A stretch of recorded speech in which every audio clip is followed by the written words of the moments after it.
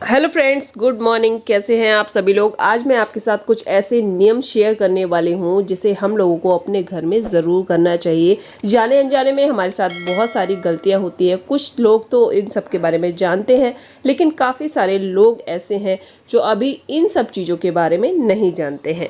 तो वही नियम आज मैं इस वीडियो में आपके साथ शेयर करने वाली हूँ। अगर आप करते हैं तो अच्छी बात है, नहीं करते हैं तो ज़रूर से कीजिए। इसके करने से आपके घर में बरकत होगी, सुख शांति आएगी और आपके घर में लक्ष्मी का वास होगा। तो चलिए शुरू करते हैं इस वीडियो को। तो अगर आपने अभी तक हमारे चैनल को सब्सक्राइब ना किया हो तो इसे सब्सक्राइब कर ले। पास में जो बेल आइकन है उसे दबा के ऑल पे क्लिक कर ले, जिससे मैं जब भी कोई नया वीडियो डालूँ उसका नोटिफिकेशन आपको सबसे पहले मिले। तो चलिए चलते हैं बाबा जी के पास। कपूर और धूप लेके पूरे घर में घुमाए जला करके। तो देखिए, अगर आप अपने घर में शांति चाहते हैं, अगर आप चाहते हैं सब कुछ अच्छा ही हो, ठीक है, कुछ भी बुरा ना हो, तो देखिए इस तरह से आपको कपूर ले लेना है या फिर आप ले लीजिए दिव्य धुनी। इसका वीडियो मैंने पहले भी शेयर किया था, ठीक है। वो मेरे पास दिव्य धुनी थी और ये मेरे पास कपूर है, ठीक है। दोनों में से कोई भी एक चीज़ ले सकते हैं। इसको हम रख लेंगे एक दीपक के अंदर या कोई भी कटोरी के अंदर आप रख लीजिए। मैंने यहाँ पे एक दीपक का इस्तेमाल किया है। इसमें इस तरह से रख लेना है और अब हम इसमें आग लगाएंगे।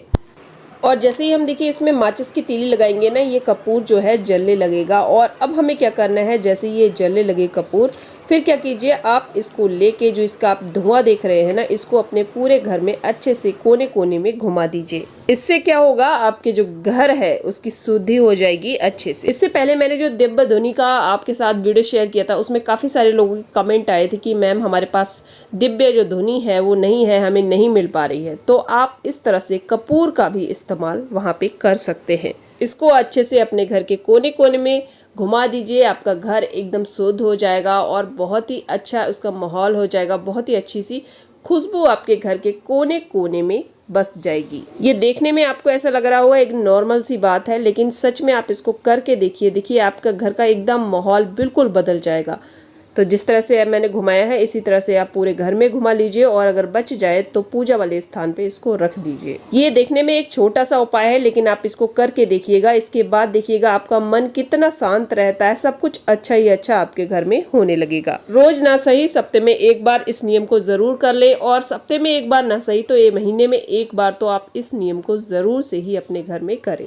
चलिए अब हम अपना दूसरा नियम भी देख लेते हैं। फूटे हुए बर्तन, चटके हुए बर्तन खाना ना खाए, वो अलग फेंक दे। बहुत सारे लोगों के घर में टूटे और दरार पड़े हुए बर्तन रखे रहते हैं और लोग उन्हें इस्तेमाल करते रहते हैं, लेकिन क्या आप जानते हैं टूटे और दरार पड़े हुए बर्तन वास्तु शास्त्र के हिसाब से अशुभ माने जाते हैं। ऐसे में अगर आप भी टूटे और दरार पड़े बर्तनों का इस्तेमाल करते हैं तो आज से ही ये बदल दें। तो ये देखिए मेरे पास अभी यहाँ पे दो बर्तन है। जो ये देखिए एक कप यहाँ से चटक गया है और एक ये जो देखो बाउल है ये नीचे से ना टूट गया है। इसमें देखिए इस तरह से होल हो गया है, इसमें कोई भी चीज़ रुकती नहीं है। तो ये भी मतलब टूटे फूटे की गिनती में आता है। कई बार हम थाली वगैरह लाते हैं तो वो भी चटक जाती है। तो ऐसे बर्तनों का यूज़ हमें नहीं करना है। इसे अपनी किचन से आज ही तुरंत ही निकाल कर फेंक दीजिए। कहते हैं कि जो फूटे हुए बर्तनों में खाना खाता है ना, उसका भाग भी फूट जाता है। तो चलिए तीसरा नियम देखते हैं। शीशा भी नहीं रखा है घर में, उसको फेंक दे, टूट जाए तो। कभी से मुंह नहीं देखे टूटे हुए शीशे में। शीशा कहिए या आईना, बहुत ही कम लोग हैं जिनका शीशे को बिना देखे दिन गुजरता होगा। लेकिन हमें घर में टूटा हुआ शीशा नहीं रखना चाहिए, ना ही उसमें अपना चेहरा देखना चाहिए। बहुत सारे ऐसे लोग होते हैं जिनके घर में टूटा हुआ शीशा लगा रहता है, या बाइक का जो शीशा होता है वो फूट जाता है लेकिन वो उसे चेंज नहीं करवाते। इससे आपके जो घर की तरक्की है ना वो रुक जाती है और बहुत ही अपशगुन माना जाता है इसे। तो अगर आपके घर में ऐसा कोई शीशा है उसे तुरंत बदलवा दें। चलिए चौथा नियम देखते हैं। उसमें पैसा रखते हैं, वो फटा हुआ ना रखे कभी भी हमें अपने पैसे रखने का जो पर्स होता है उसको फटा हुआ नहीं रखना चाहिए। काफ़ी सारे लोगों का सब कुछ तो अच्छा होगा लेकिन उसका पर्स जो होता है जिसमें वो पैसे रखते हैं वो फटा हुआ रहता है। देखिए क्या हम जिस घर में रहते हैं हम फटे या टूटे फूटे घर में रहना चाहते हैं? नहीं रहना चाहते ना। तो इस बात से आप ध्यान रखिए कि जो भी आप पर्स लें, चाहे अपने लिए लें चाहे अपने हस्बैंड के लिए लें, उसमें कभी भी फटे हुए पर्स में पैसे ना रखें। कोशिश करें कि दिवाली के दिवाली आप एक नया पर्स जरूर खरीदें जिसमें साल भर आप आराम से पैसे रख सकें। पुराने सड़े गले पर्स में पैसे नहीं रखें। मैं सबके लिए नहीं कह रही हूँ, लेकिन मैंने बहुत सारे ऐसे लोग देखे हैं जो ऊपर से एकदम फिट होते हैं, लेकिन जब वो जेब से अपना पर्स निकालते हैं तो उसकी धज्जियाँ उड़ी हुई होती हैं। अगर आपका पैसा टिकता नहीं है, आप चाहते हैं कि आपके घर में पैसा टिके, तो आप ये छोटा सा प्रयोग करके देखिएगा। तो चलिए अब जानते हैं बाबा जी से अगले नियम के बारे में। में से लिख दे दाहिना पैर पहले निकाले, घर में लिख दे तो दाहिना पैर पहले निकाले। जब हम घर से कहीं बाहर जाते हैं, किसी अच्छे काम को करने जाते हैं, तो हमें हमेशा अपने घर से दाहिना यानी कि सीधा पैर घर के बाहर रखना चाहिए।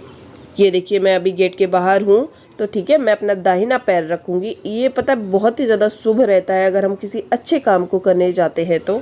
अब आप चाहे इसे अंधविश्वास कह सकते हैं, लेकिन आप घर के जो बड़े बूढ़े हैं अगर उनसे पूछेंगे, इस बारे में बात करेंगे, तो वो आपको अच्छे से समझा पाएंगे। तो बस ये तो सबको आता है। ये देखिए, इस तरह से हमें अपने पैर को बाहर रख देना है। कहते हैं इस तरह से अगर हम सीधा पैर निकाल के बाहर जाते हैं तो आपका काम जो अटका हुआ है, बनने की स्थिति में नहीं है, वो भी बन जाता है। छोटे छोटे उपाय हैं, करके देखिएगा, आपको ज़रूर इनसे सफलता मिलेगी। साथ ही कोई भी अगर आप काम करने जा रहे हैं तो घर से उस काम को करने से पहले दही और चीनी ज़रूर खा के जाइएगा। देखिएगा आपका वो काम कितने अच्छे से हो। कटोरी में पानी कभी ना पिए।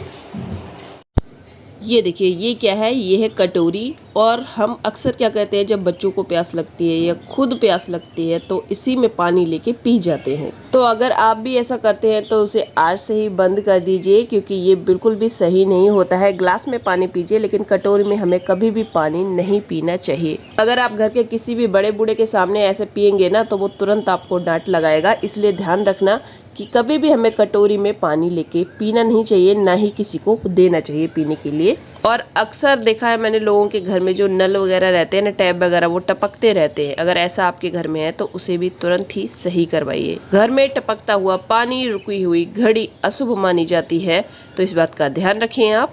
साथ ही बाबा जी ने 2-3 नियम और बताए हैं, वो भी आप सुन लीजिए, क्योंकि उसका वीडियो मैं शूट नहीं कर पाई थी। अपने पति के पैर जरूर से भाई, अपने पति के पैर जरूर छू के चले। कले न करे, खुश रहे, प्रसन्न रहे, खूब कले न करे घर में। तो देखिए, बाबा जी यहाँ कह रहे हैं कि हमें घर में कलह कलेश नहीं करना चाहिए अपने हस्बैंड के साथ, घर के लोगों के साथ। साथ ही अगर हस्बैंड कहीं भी काम पे जा रहे हैं, किसी भी अच्छे काम को जा रहे हैं, तो उसके एक बार पैर ज़रूर छूना चाहिए। रोज़ ना सही, उस दिन तो छू ही सकते हैं। अक्सर आपने लोगों के घर में एक चित्र लगा हुआ देखा होगा जिसमें माता लक्ष्मी विष्णु जी के पैर दबाती होती हैं। वो चित्र बहुत ही ज़्यादा शुभ माना जाता है। तो ये छोटी छोटी बातें हैं, अगर आप इनका ध्यान रखेंगे तो देखिए आपके घर में कैसे बरकत होना शुरू हो जाती है। अब बहुत सारे लोगों के मेरे पास ये कमेंट आएंगे, मैम कि मेरे हस्बैंड मेरी इज्जत नहीं करते, तो मैं क्यों उनकी इज्जत करूं? देखिए, दोनों तरफ से होता है। हस्बैंड को भी वाइफ की इज्जत करनी चाहिए और वाइफ को भी हस्बैंड की इज्जत करनी चाहिए, तभी घर चलता है, गृहस्थी चलती है। तो इन छोटे छोटे नियम जो बाबा जी ने आपको बताए, मैंने आपको समझाए, तो इन सारी चीज़ों का अगर आप ध्यान रखेंगे तो देखिएगा आपका घर खुशहाली से भर जाएगा। हमारे जो बड़े बूढ़े होते हैं ना, ये बोझ नहीं होते हैं, हमारी धरोहर होते हैं। इनमें बहुत ही ज़्यादा ज्ञान होता है, अनुभव होता है। ये कोई बात ऐसे ही नहीं कहते। जब कोई भी इंसान बूढ़ा हो जाता है ना, तो वो बेकार नहीं हो जाता, ठीक है, वो उसका मूल्य और ज़्यादा बढ़ जाता है। जैसे जब कोई फल पक जाता है ना, तो वो मीठा हो जाता है। तो इसी तरह ये बुजुर्ग है, बस हमें इनकी इज्जत करनी आनी चाहिए। अगर आपके भी घर में बड़े बुजुर्ग हैं तो उनकी खूब सारी सेवा कीजिए, उन्हें खूब सारा प्यार दीजिए, क्योंकि इनसे हमें उन चीज़ों के बारे में पता चलेगा जो हमने आज तक नहीं सुनी होंगी।